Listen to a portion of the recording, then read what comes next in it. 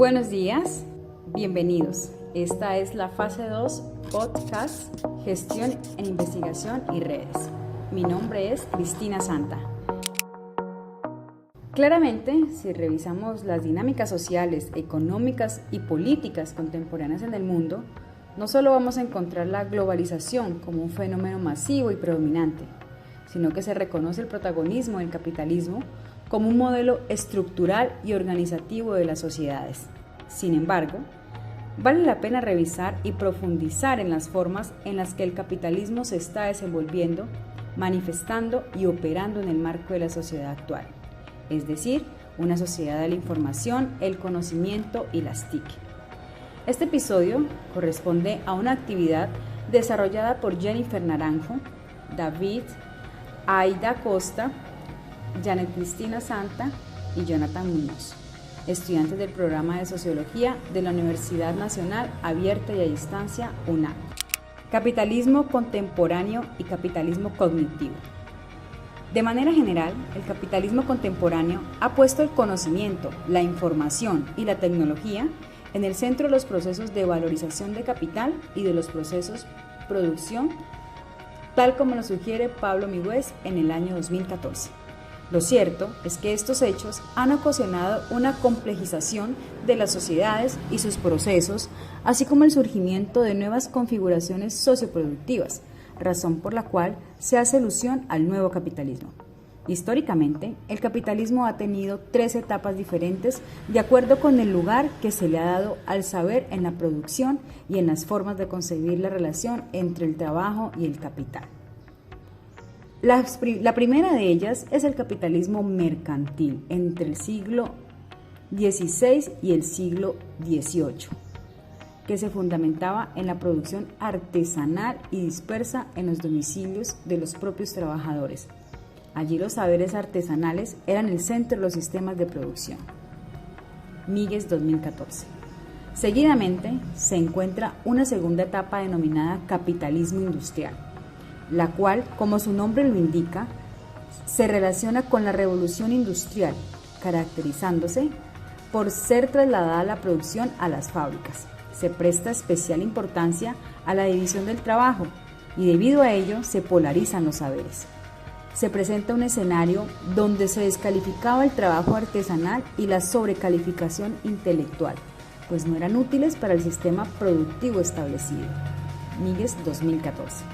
Aún así, el afán de productividad y eficiencia del tiempo permitió que los saberes fueran incorporándose al capital por medio de la reducción del trabajo complejo a trabajo más sencillo.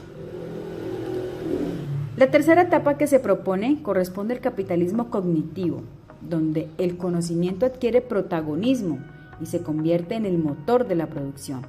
Se produce conocimiento por medio del conocimiento. El trabajo intelectual predomina y se aprovecha la tecnología para valorizar el capital, así como para efectos de una hegemonía intelectual. Migues 2014.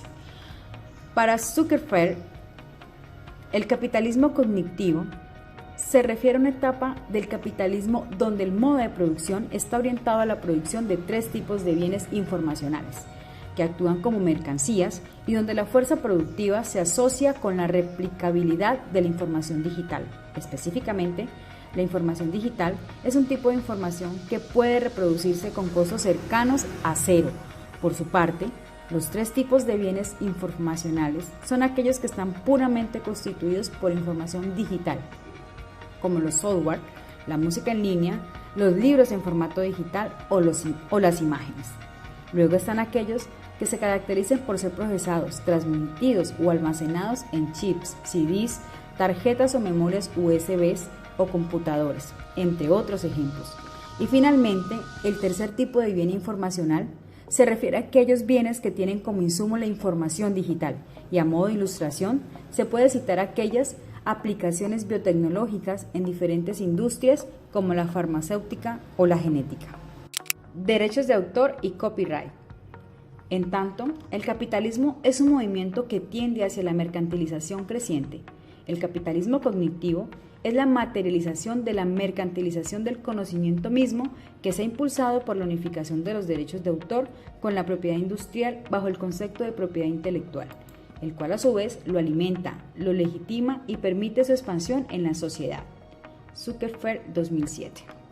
Para comprender un poco más, es necesario comprender que los derechos de autor se refieren al tan conocido copyright de obras literarias o artísticas, mientras que la propiedad industrial se refiere a las patentes, los derechos de marca o los derechos sobre desarrollos tecnológicos en la industria, por ejemplo. A partir de esta aclaración, se reconoce que estas nociones forjaban una separación entre la cultura y la economía.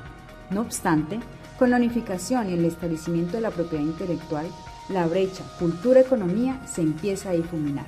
La información digital y los bienes informacionales empiezan a penetrar en la sociedad, sus dinámicas y sus procesos. Es decir, antes del capitalismo cognitivo, un texto era una cosa y una máquina de producción otra, probablemente sin relación alguna. Ahora, gracias al Internet, se usa un equipo de cómputo y un software o programa determinado para poder descargar un libro, todos bienes informacionales como se explicó previamente.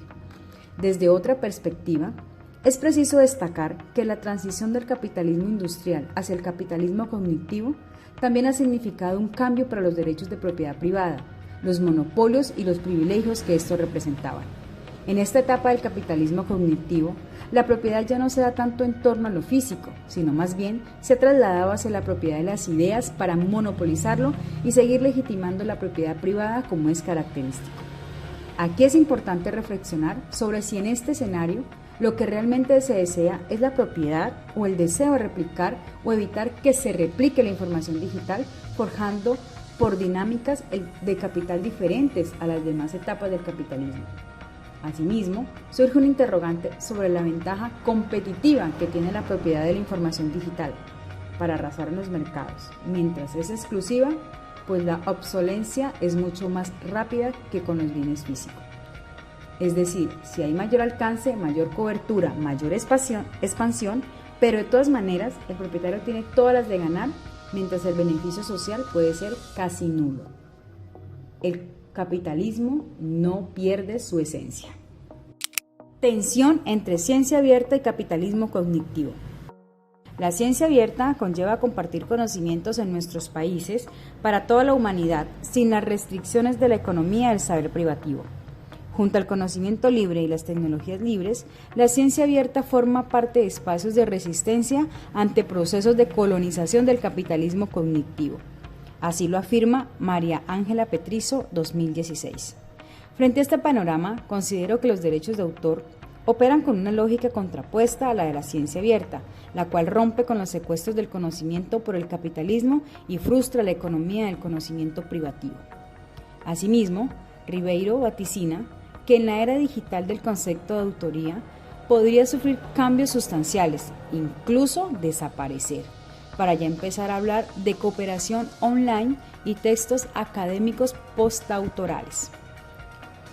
Es decir, las tendencias o cambios sociales que introduce la denominada sociedad de la información se vienen traduciendo en los últimos tiempos en nuevos procesos de desarrollo cultural del ser y sentido de la ciudadanía.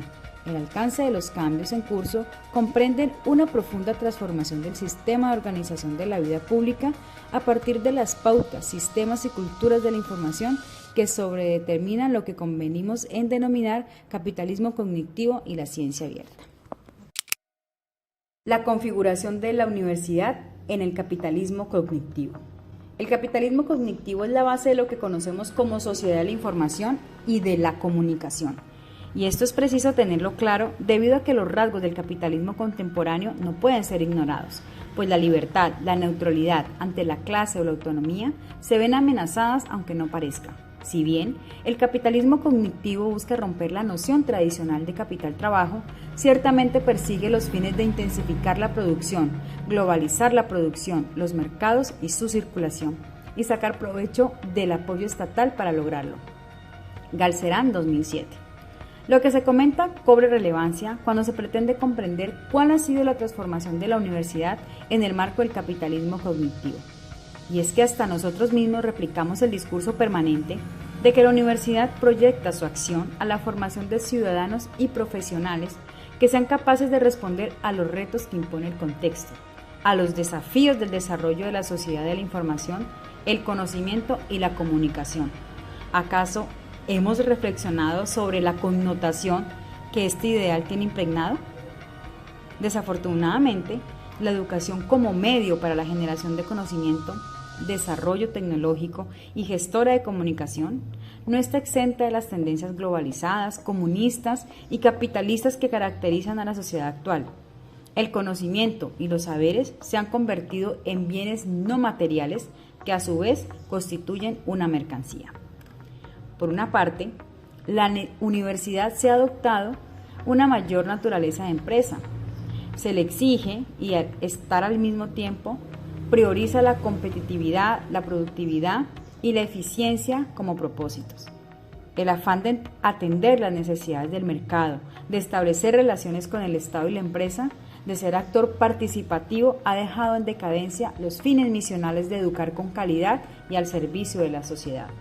Se ha perdido la identidad de la universidad, se ha transformado su naturaleza y estructura hacia la masificación, hacia la cobertura en la atención, hacia la internacionalización y homogenización educativa que exige la globalización.